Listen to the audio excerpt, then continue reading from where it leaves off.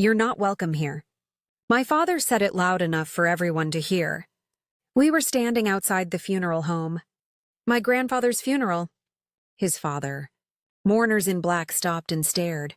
I had driven 4 hours to say goodbye to the only family member who believed in me. My father wouldn't let me through the door. "Dad, I'm not here to fight. I don't care. You made your choice 5 years ago. Leave." I could have left. But I saw the lawyer by the entrance. Leather briefcase. Estate attorney. I remembered what Grandpa told me 6 months earlier. Stay for the reading. Trust me. So I walked past my father and sat in the back. He had no idea what was coming. By the time that lawyer opened his folder, my father's face told me everything. "Where are you watching from and what time is it? Drop it below. And hit subscribe if you love a story with receipts." Let me back up. 5 years ago, my father gave me an ultimatum. Work for the family business or you're dead to me. I chose teaching. Art therapy for underserved kids. It didn't pay much, but it mattered. He cut me off the next day. Changed his number. Told the family I was ungrateful. My grandfather didn't agree. He called me every Sunday. Met me for coffee once a month. Never told my father. He'd mail me checks with sticky notes that said, "For the kids." Don't tell your dad.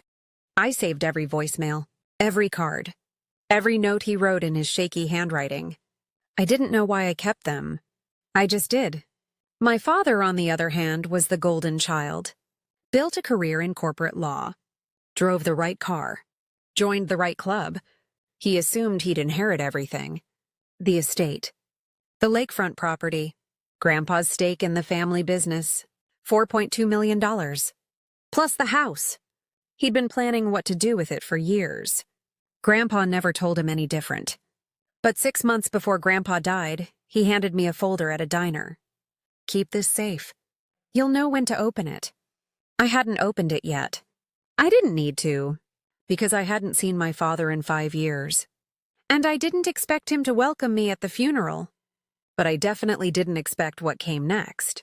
After the service, the family gathered in the lawyer's conference room. Mahogany table, leather chairs, a wall of legal books nobody had ever opened. My father sat at the head of the table. His lawyer sat next to him. I sat near the door. The estate lawyer, Mr. Brennan, opened a binder and cleared his throat.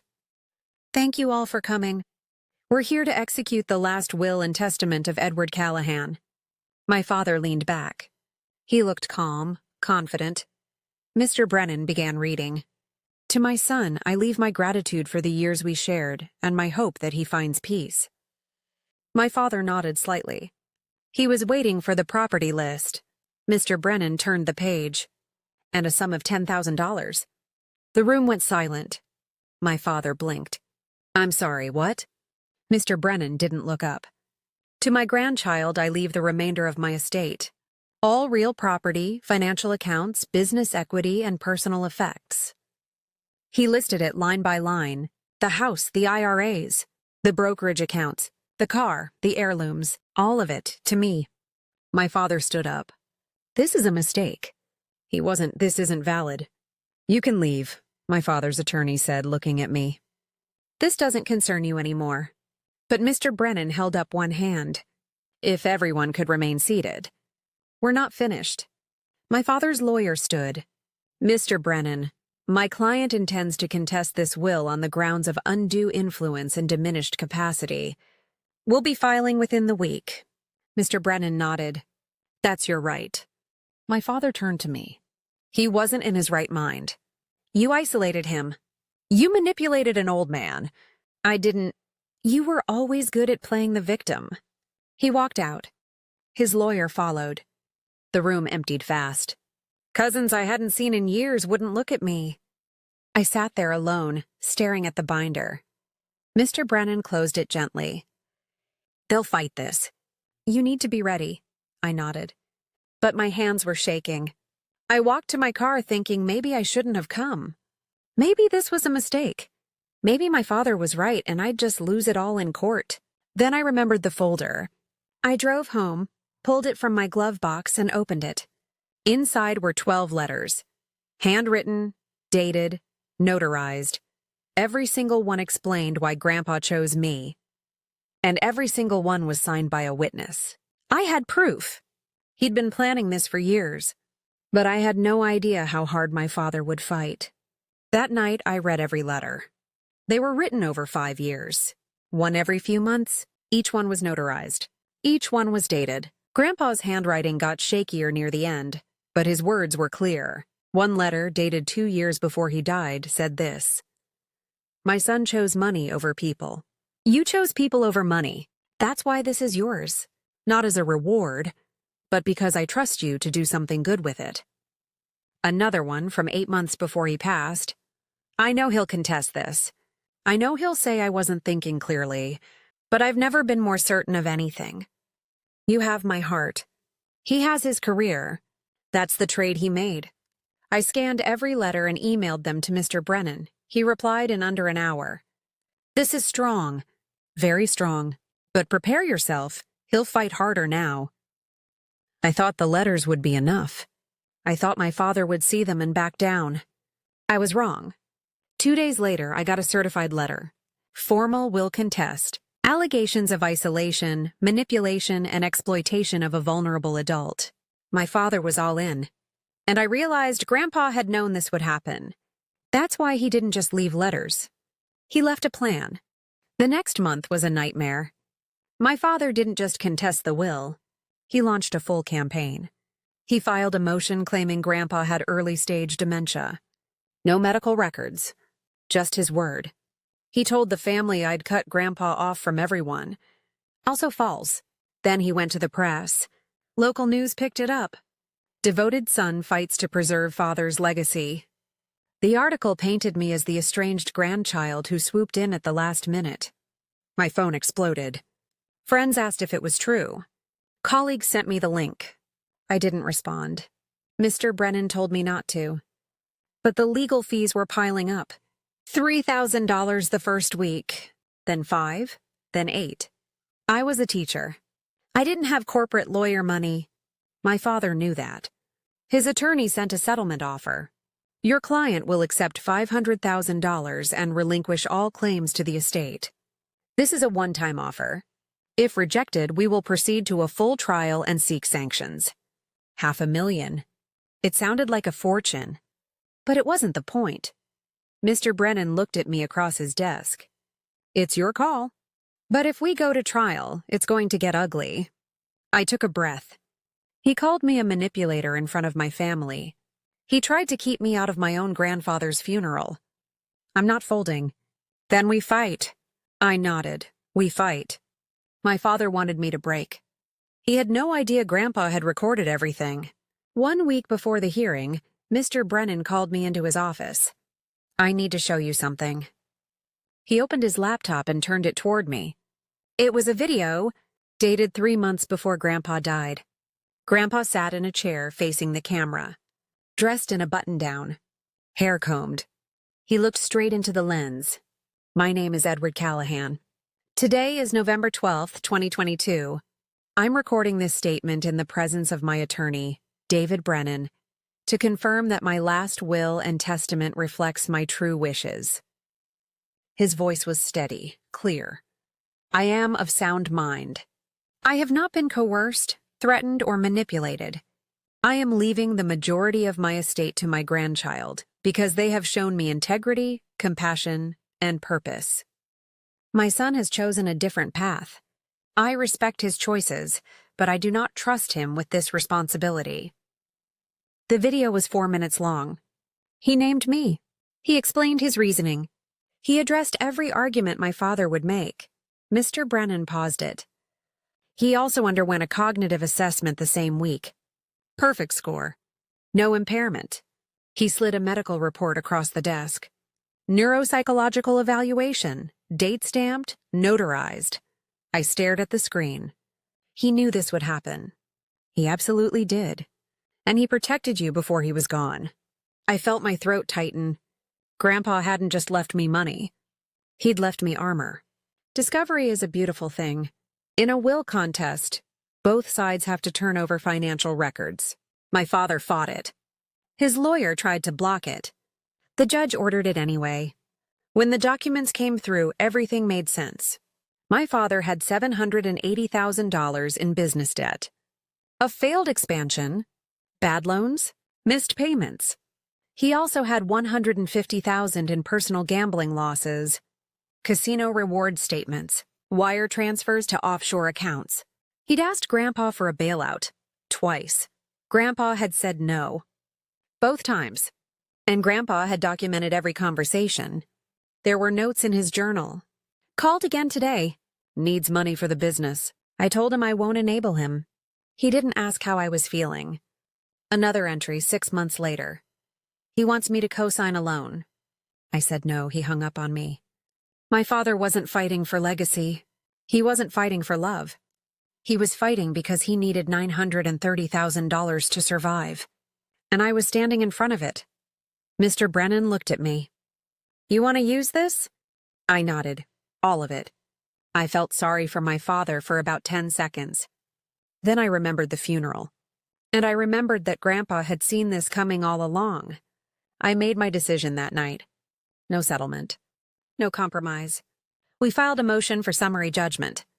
That means we asked the judge to rule without a trial, because the evidence was so clear there was nothing left to argue. We attached everything. The 12 notarized letters, the video statement, the neuropsych evaluation, the financial records showing my father's debts and his requests for money, Grandpa's journal entries, all of it. Mr. Brennan also requested attorney's fees and sanctions for a frivolous claim. I signed the motion on a Tuesday. He filed it on Wednesday. I didn't make any public statements. I didn't post anything online. I let the receipts speak. While we waited for the hearing, I moved the estate assets into a temporary trust. That meant my father couldn't put liens on the property or freeze the accounts while the case was pending. It was quiet, methodical, no drama, no revenge posts. Just preparation. 3 weeks later, we walked into court. My father was already seated. His lawyer had 2 banker's boxes of files. I had 1 folder. He still thought he was going to win.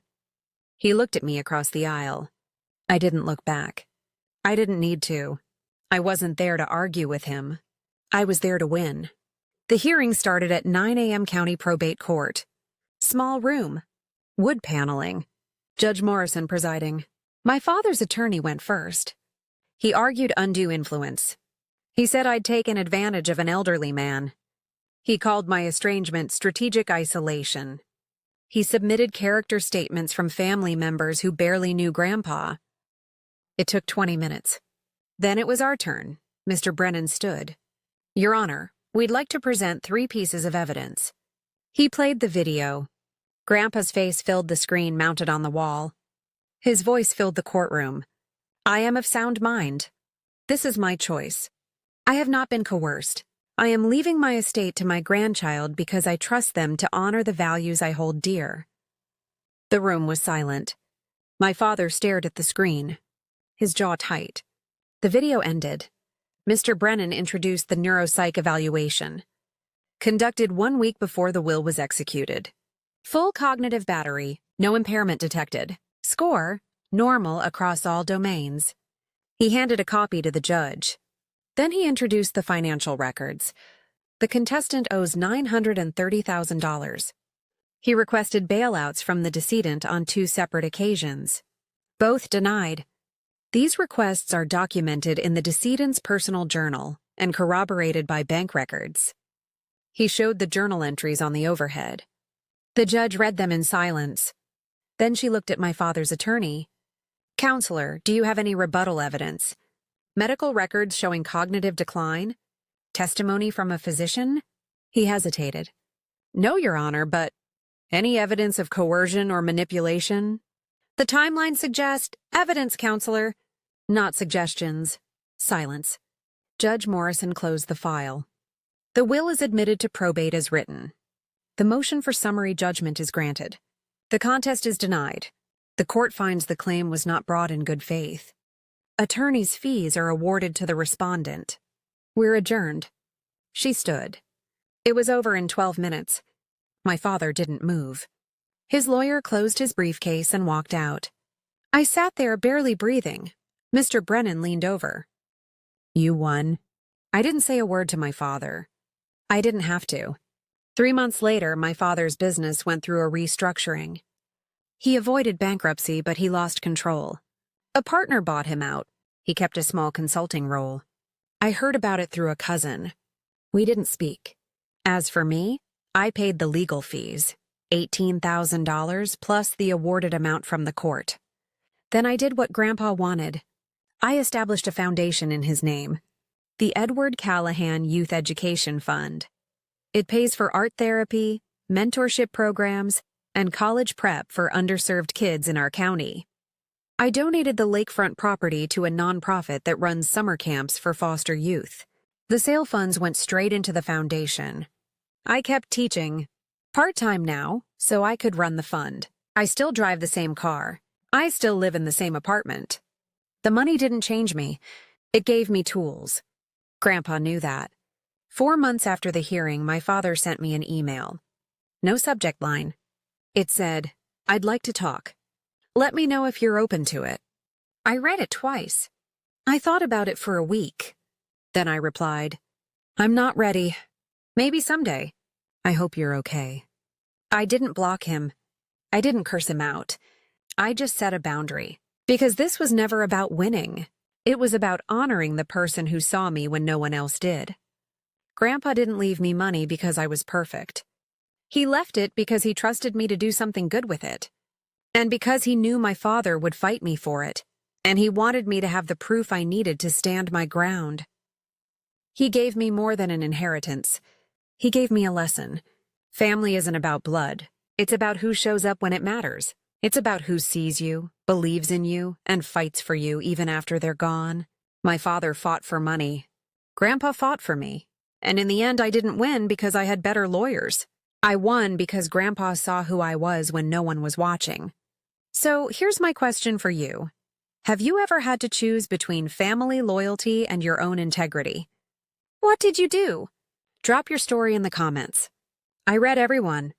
And if you believe receipts beat revenge every single time, hit that subscribe button. This is a fictionalized dramatization and not legal or financial advice. Thanks for watching.